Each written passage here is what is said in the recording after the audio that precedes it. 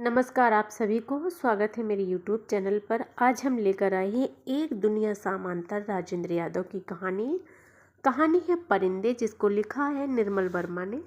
तो शुरू करते हैं। अंधेरे कॉरिडोर में चलते हुए लतिका ठिठक गई। दीवार का सहारा लेकर उसने लैंप की बत्ती बढ़ा दी। सीढ़ियों पर उसकी छाया एक बेडौल कटी फटी आकृति खींचने लगी। 7 नंबर कमरे से लड़कियों की बातचीत और हंसी ठहाकों का स्वर अभी तक आ रहा था। लतिका ने दरवाजा खटखटाया। शोर अचानक बंद हो गया। कौन है? लतिका चुप खड़ी रही। कमरे में कुछ देर तक खुसर पुसर होती रही।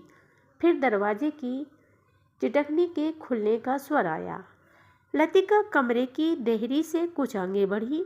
लैंप की झपकती लौ में लड़कियों के चेहरे सिनेमा के पर्दे पर ठहरे हुए क्लोज अप की भांति उभरने लगे। कमरे में अंधेरा क्यों कर रखा है? लतिका के स्वरों में हल्की सी झिड़की का आभास था। लैंप में तेल ही खत्म हो गया। मैडम, यह सुधा का कमरा था, इसलिए उसे ही उत्तर देना पड़ा। हॉस्टल में शायद वह सबसे अधिक लोकप्रिय थी, क्योंकि सदा छुट्टी के समय या रात को डिनर के बाद आसपास के कमरों में रहने वाली लड़कियों का जमघट उसी के कमरे में लग जाता था। देर तक गपशप हंसी मजाक चलता रहता। तेल के लिए करीमुद्दीन से क्यों नहीं कहा? कितनी बार कहा मैडम, लेकिन उसे याद रहे तब तो। कमरे में हंसी की फुहार एक कोने से दूसरे कोने तक फैल गई। लतिका के कमरे में आने से अनुशासन की जो घुटन घिर आई थी, वह अचानक बह गई। करीमुद्दीन हॉस्टल का नौकर था। उसके आलस और काम में टालमटोल करने के किस्से हॉस्टल की लड़कियों में पीढ़ी दर पीढ़ी चले आते थे। लतिका को हठात कुछ स्मरण हो आया। अंधेरे में लैंप घुमाते हुए चारों ओर निगाहें दौड़ाईं। कमरे में चारों ओर घेरा बनाकर वे बैठी थीं। पास पास एक दूसरे से सटकर सबके चेहरे परिचित थे, किंतु लैंप के पीले मध्यम प्रकाश में मानो कुछ बदल गया था, या जैसे वह उन्हें पहली बार देख रही थी। जूली, अब तक तुम इस ब्लॉक में क्या कर रही हो? जूली खिड़की के पास पलंग के सिरहाने बैठी थी। उसने चुपचाप आंखें नीचे कर लीं। लैंप का प्रकाश चारों ओर से सिमट कर अब केवल उसके चेहरे पर गिर रहा था। नाइट रजिस्टर पर दस्तखत कर दिए। हाँ मैडम। फिर लतिका का स्वर कड़ा हो आया। जूली सकुचाकर खिड़की से बाहर देखने लगी। जब से लतिका इस स्कूल में आई है, उसने अनुभव किया कि हॉस्टल के इस नियम का पालन डांट फटकार के बावजूद भी नहीं किया जाता। नाइट रजिस्टर पर दस्तखत करने के बाद अपना ब्लॉक छोड़ने पर कड़ी पाबंदी है, किंतु किसी न किसी बहाने ये प्रत्येक लड़की इसका उल्लंघन करती है। मैडम, कल से छुट्टियां शुरू हो जाएंगी, इसलिए आज रात हम सब ने मिलकर, और सुधा पूरी बात ना कहकर हेमंती की ओर देखते हुए मुस्कुराने लगी। हेमंती के गाने का प्रोग्राम है, आप भी कुछ देर बैठिए ना मैडम। लतिका खिसियानी सी हो आई। इस समय यहाँ आकर उसने इनके मेज को किरकिरा कर दिया। इस छोटे से हिल स्टेशन पर रहते आज उसे अरसा हो गया, लेकिन कब समय पतझड़ और गर्मियों का घेरा पार कर सर्दियों की छुट्टियों की गोद में सिमट जाता है, उसे कभी याद नहीं रहता। चोरों की तरह चुपचाप उसने अपने पांव धीरे से बाहर कर लिए। उसके चेहरे का तनाव ढीला पड़ गया। वह मुस्कुराने लगी। मेरे संग स्नोफॉल देखने कोई नहीं ठहरेगा। मैडम, छुट्टियों में क्या आप घर नहीं जा रही हैं? सब लड़कियों की आंखें उस पर जम गई। अभी कुछ पक्का नहीं है। I love the snowfall. Latika को लगा कि यही बात उसने पिछले साल भी कही थी, और शायद पिछले से पिछले साल भी उसे लगा मानो लड़कियां उसे संदेह की दृष्टि से देख रही हैं, मानो उन्होंने उसकी बात पर विश्वास नहीं किया। उसका सिर चकराने लगा, मानो बादलों का स्याह झुरमुट किसी अनजाने कोने से उठकर उसे अपने में डुबो लेगा। वह थोड़ा सा हंसी, फिर धीरे से उसने सिर को झटक दिया। जूली, तुमसे कुछ काम है। अपने ब्लॉक में जाने से पहले मुझसे मिल लेना। Bell, good night. लतिका ने अपने पीछे दरवाजा बंद कर दिया। Good night madam, good night, good night. Corridor की सीढ़ियां ना उतरकर लतिका रेलिंग के सहारे खड़ी हो गई। लैंप की बत्ती को नीचे घुमाकर कोने में रख दिया। बाहर धुंध की नीली तहें इतनी घनी हो चली थी कि उन्हें चाकू से छीला जा सकता था। लॉन पर लगे हुए चीड़ के पत्तों की सरसराहट हवा के झोंकों के संग कभी तेज कभी धीमी होकर भीतर बह आती थी।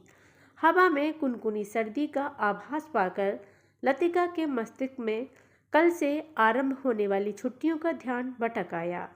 उसने आंखें मूंद ली। उसे लगा कि जैसे उसकी टांगें बांस की लकड़ियों की तरह उसके शरीर में बंधी हैं, जिसकी गांठें धीरे धीरे खुलती जा रही हैं। सिर की चकराहट अभी मिटी नहीं थी, मगर अब जैसे वह भीतर ना होकर बाहर फैली हुई धुंध का हिस्सा बन गई थी। सीढ़ियों पर बातचीत का स्वर सुनकर लतिका जैसे सोते से जगी, शॉल को कंधों पर समेटा और लैंप उठा लिया। डॉक्टर मुखर्जी मिस्टर हुबर्ट के संग एक अंग्रेजी धुन गुनगुनाते हुए ऊपर आ रहे थे।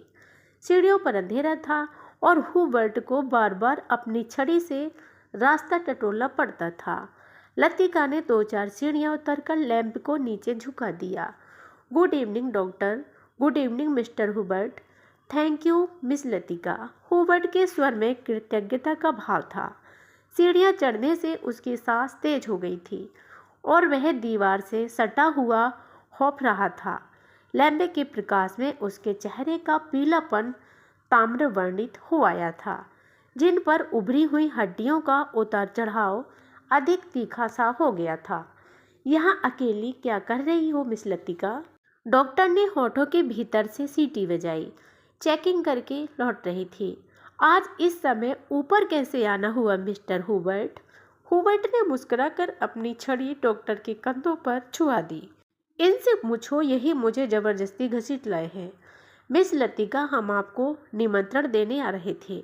आज रात मेरे कमरे में एक छोटा सा कंसर्ट होगा जिसमें मिस्टर हुबर्ट सोपा और चेखोवस्की के कंपोजिशन बजाएंगे और फिर क्रीम कॉफ़ी पी जाएगी, और उसके बाद यदि समय रहा तो पिछले साल अपने जो गुनाह किए हैं उन्हें हम सब मिलकर कन्फेस करेंगे। डॉक्टर मुखर्जी के चेहरे पर भरी मुस्कान खिल गई। डॉक्टर, मुझे माफ़ करें, मेरी तबीयत कुछ ठीक नहीं है। चलिए, यह ठीक रहा, फिर तो आप वैसे भी मेरे पास आती। डॉक्टर ने धीरे से लतिका के कंधों को पकड़कर अपने कमरे की ओर मोड़ दिया। डॉक्टर मुखर्जी का कमरा ब्लॉक के दूसरे सिरे पर टेरेस से जुड़ा हुआ था। वह आधे बर्मी थे, जिसके चिन्ह उनकी थोड़ी दबी हुई नाक और छोटी छोटी चंचल आंखों से लक्षित हो जाते थे। बर्मा पर जापानियों का आक्रमण होने के बाद वह इस छोटे से पहाड़ी शहर में आ बसे थे। प्राइवेट प्रैक्टिस के अलावा वह कॉन्वेंट स्कूल में हाइजीन फिजियोलॉजी भी पढ़ाया करते थे, और इसलिए उनको स्कूल के हॉस्टल में ही एक कमरा रहने के लिए दे दिया गया था। कुछ लोगों का कहना था कि बर्मा से आते हुए रास्ते में उनकी पत्नी की मृत्यु हो गई थी, लेकिन इस संबंध में निश्चित रूप से कुछ नहीं कहा जा सकता, क्योंकि डॉक्टर स्वयं कभी अपनी पत्नी की चर्चा नहीं उठाते। बातों के दौरान डॉक्टर अक्सर कहा करते, मरने से पहले मैं एक दफ़ा बर्मा जरूर जाऊंगा, और तब तक एक क्षण के लिए उनकी आंखों में एक नमी सी छा जाती। लतिका चाहने पर भी उनसे कुछ पूछ नहीं पाती। उसे लगता कि डॉक्टर नहीं चाहते कि कोई उनके अतीत के संबंध में प्रश्न पूछे या सहानुभूति प्रकट करे। दूसरे की क्षण अपनी गंभीरता को दूर ठेलते हुए वह हंस पड़ते, एक सूखी सिनिकल हंसी। होम सिकनेस की एक ऐसी बीमारी है जिसका इलाज करना किसी डॉक्टर के बस की बात नहीं। टेरेस पर मेज कुर्सियां बिछा दी गईं और भीतर कमरे में पुरकुलेटर में कॉफ़ी का पानी चढ़ा दिया गया। सुना है अगले 2-3 वर्षों में यहाँ पर बिजली का इंतजाम हो जाएगा, डॉक्टर ने स्प्रिट लैंप जलाते हुए कहा। यह बात तो पिछले 10 सालों से सुनने में आ रही है। कहते हैं अंग्रेजों ने एक लंबी चौड़ी स्कीम बनाई थी, पता नहीं उसका क्या हुआ। हुबर्ट आराम कुर्सी पर अधलेटा सा लॉन की ओर देख रहा था। लतिका कमरे से 2 मोमबत्तियां ले आई, मेज के दोनों सिरों पर टिकाकर उन्हें जला दिया गया। टेरेस का अंधेरा फीके पीले प्रकाश के इर्द गिर्द सिमटने लगा। एक घनी नीरवता चारों ओर घिरने लगी। हवा में चीड़ के वृक्षों की साएं साएं दूर तक फैली पहाड़ियों और घाटियों में अजीब सी सीटियों की गूंज छोड़ती जा रही थी।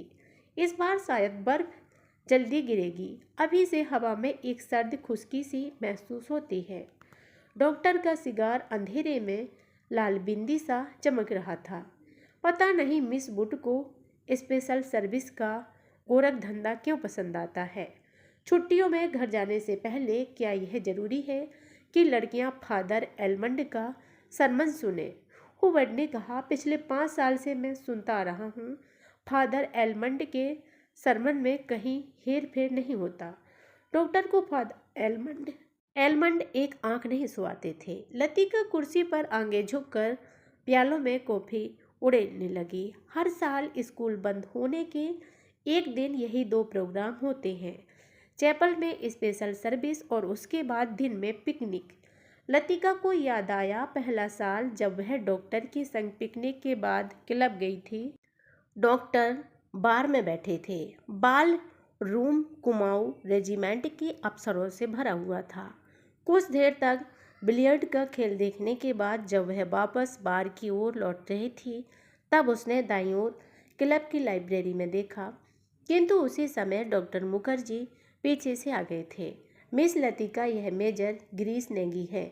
बिलियर्ड रूम से आते हुए हंसी ठहाकों के बीच वह नाम दबसा गया था। वह किसी पुस्तक के बीच उंगली रखकर लाइब्रेरी की खिड़की के बाहर देख रहा था। Hello doctor. वह पीछे मुड़ा, तब उस क्षण न जाने क्यों लतिका का हाथ कांप गया और कॉफी की कुछ गर्म बूंदें उसकी साड़ी पर छलक आईं। अंधेरे में किसी ने नहीं देखा कि लतिका के चेहरे पर एक उनीदा रीतापन घिर आया है। हवा के झोंके से मोमबत्तियों की लौ फड़कने लगी। टेरेस के ऊपर काठगोदाम जाने वाली सड़क पर यूपी रोडवेज की आखिरी बस डाक लेकर जा रही थी। बस की हेडलाइट्स में आसपास फैली हुई झाड़ियों की छाया टेरेस की दीवार पर सरकती हुई गायब होने लगी। मिस लतिका, आप इस साल की छुट्टियों में नहीं रहेंगी? डॉक्टर ने पूछा। डॉक्टर का सवाल हवा में टंगा रहा। उसी क्षण पियानो पर सोफा का नॉकटर्न हुबर्ट की उंगलियों के नीचे से फिसलता हुआ धीरे धीरे टेरेस के अंधेरे में घुलने लगा, जैसे जल पर कोमल स्वप्निल उर्मियाँ भंवरों का झिलमिलाता जाल बुनती हुई फैलती जा रही हैं। दूर दूर किनारों तक लतिका को लगा जैसे कहीं बहुत दूर बर्फ की चोटियों से परिंदों के झुंड नीचे अनजान देशों की ओर उड़े जा रहे हैं। इन दिनों अक्सर उसने अपने कमरे की खिड़की से उन्हें देखा है। धागे में बंधे चमकीले लट्टुओं की तरह वे एक लंबी टेढ़ी मेढ़ी कतार में उड़े जाते हैं, पहाड़ों की सुनसान नीरवता से परे उन विचित्र शहरों की ओर जहां शायद वह कभी नहीं जाएगी।